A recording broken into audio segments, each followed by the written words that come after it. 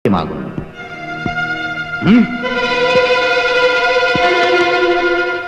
dare you? No. ക്ഷോഭിക്കരുത് Swamiji. കോപം ദൗർബല്യമാണെന്ന് അങ്ങ് ഇപ്പൊ പ്രസംഗിച്ച് നിർത്തിയതേ ഉള്ളൂ.